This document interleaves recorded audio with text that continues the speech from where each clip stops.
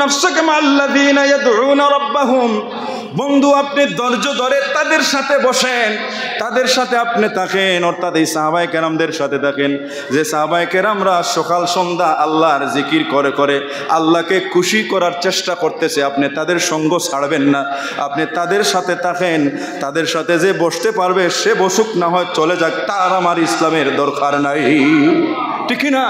এই ধরনের মানুষের দরকার নাই যে আমার সাহাবীর সাথে বসতে পারে না। সুবহানাল্লাহ বলে। হাজরিন কেরাম, সামিন আযাম, আল্লাহর রসুল এইভাবে বসতেন। তখন আল্লাহ রসুল এত খুশি হলেন।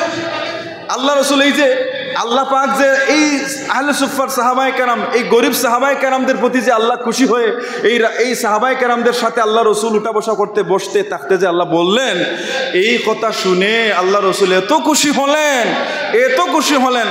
আল্লাহ রসুল শুকরিয়া আদায় করলেন, বললেন আলহামদুলিল্লাহিল্লাযী জাআলা ফি উম্মতি মিন আমারানি আল্লাহু আন আসবিরা নাফসি মাআহুম। আল্লাহর দরবারে শুকরিয়া শুকরিয়া কৃতজ্ঞতা প্রকাশ করতেছি যে আল্লাহ রব্বুল ইজ্জত আমাকে আমার উম্মতের একটা দলকে এমন মহাব্বত করেছেন যাদের সাথে আমাকে থাকার জন্য বলেছেন। সুবহানাল্লাহ। তাহলে সাহাবায়ে কেরামদের মর্যাদা কত, মর্যাদা আল্লাহর কাছে। সুবহানাল্লাহ। এই জন্য হাজরিন কেরাম, সামিন আযম, আমার রসুল সব সময় চেষ্টা করতেন যেন সব মানুষ মুসলমান হয়ে যায়। এই জন্য চেষ্টা করতেন যদি কেউ মুসলমান হইতো না, আমার রসুল বড় দুঃখ প্রকাশ করতে।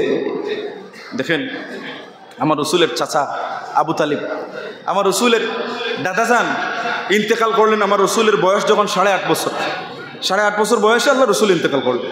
আর আল্লাহ রসুলের আব্বাজান তো আল্লাহ রসুলের মাত্র 2 মাস মায়ের গর্ভে বয়স থাকালীন সময় বাবাজান ইন্তেকাল করেছেন।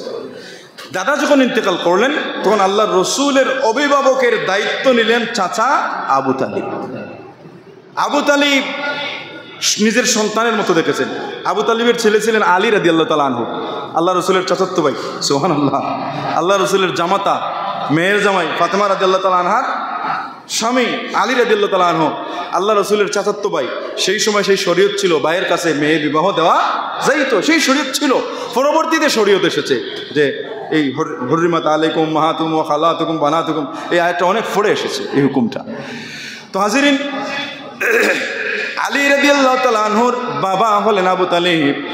আবু তালিব নিলেন আল্লাহ রসুলের অভিভাবকের দায়িত্ব। আল্লাহ রসুলের বিবি ছিলেন 6 জন, অর্থাৎ আব্দুল মুত্তালিব তো আল্লাহ রসুলের দাদা। আব্দুল মুত্তালিবের স্ত্রী ছিলেন 6 জন স্ত্রী ছিলেন। তো 6 জন স্ত্রীর মধ্যে একজন স্ত্রীর নাম ছিল ফাতেমা। এই ফাতেমার গর্ভে 2 জন ছেলে ছিলেন।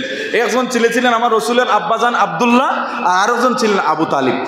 এই 2 জন। তাহলে আবু তালিব ছিলেন রসুলুল্লাহর আব্বাজানের সহোদরা ভাই, মায়ের পেটের ভাই। ঠিক আছে?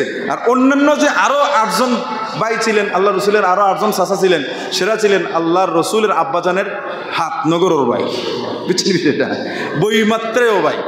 তো হাজিরিন কেরাম, সামিন আযম, এই জন্যে আল্লাহ রসুলের আব্বাজান আব্দুল্লাহ রাদিয়াল্লাহু তাআলা আনহুর ভাই তো হচ্ছেন আবু তালিব। এই জন্যে ভাই ভাইয়ের একটা মিল আছে, ভাই ভাইয়ের মিল আছে।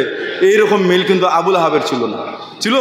আবুল আহাব বলেছিল তাব্বা লাকা, আর তুমি ধ্বংস হও। কিন্তু আবু তালিব কখনো সেটা বলেন নাই, কারণ একই মা বাবার 2 ভাইয়ের ঘরের বাতিজা। এই জন্য আবু তালিব যদিও ঈমান আনেন নাই, কিন্তু আবু তালিব থাকা অবস্থায় কোনো কাফিরকে আমার রসুলকে ফুল দিয়ে ঠুকা মারার সুযোগ দেন নাই। সুবহানাল্লাহ। আবু জেহেল এসে বলল যে আবু তালিব, তুমি তোমার বাতিজার ইসলাম গ্রহণ করছো না, আবার তাকে ইসলাম গ্রহণের, ইসলাম প্রচার প্রসার থেকে থামাচ্ছ না, এটা কেমন হয়? হয় তুমি মুহাম্মদ সাল্লাল্লাহু আলাইহি ওয়াসাল্লামের ইসলাম গ্রহণ করো, আর না হয় মুহাম্মদ সাল্লাল্লাহু আলাইহি ওয়াসাল্লামকে আমাদের মধ্যে ছেড়ে দাও, আমরাই তাকে শায়েস্তা করবো। নাউজুবিল্লাহি মিন যালিক। তখন আবু তালিব বলেছিলেন, রে আবু জাহেল, আমি আমার গায়ে রক্ত থাকতে আমার বাতিজার উপরে ফুল দিয়ে সিটা মারতে দেব না। সুবহানাল্লাহ। এত বড় বাবার দায়িত্ব পালন করেছিলেন আবু তালিব।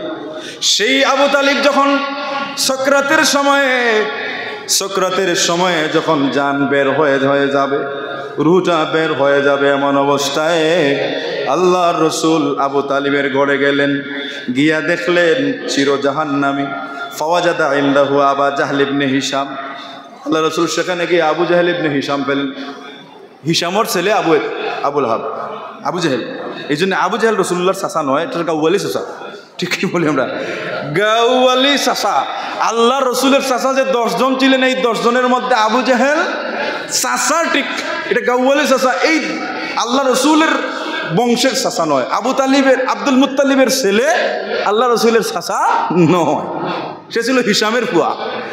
আল্লাহ রসুল গিয়ে আবু তালিবের পাশে বসা দেখলেন আবু জাহেল, আর ফেলেন আব্দুল্লাহ ইবনে উবাই ইবনে উমাইয়া ইবনে মুগিরা। ওই আব্দুল্লাহ ইবনে উবাই ইবনে মুগিরাকে গিয়ে পেলেন, ওই দুইটাকে পেলেন, আরও কিছু মুশরিকদের সেখানে পেলেন। আল্লাহ রসুল আবু তালিবের কাছে গিয়ে বললেন, চাচা সারাটা জীবন আমার অভিভাবকত্ব করলেন, সারাটা জীবন আমার ইসলামের দাওয়াত দেওয়ার জন্য সহযোগিতা করলেন। হযরতে আলী রাদিয়াল্লাহু তাআলা আনহু ছোটবেলায় তিনি কিন্তু ইসলাম গ্রহণ করেছেন।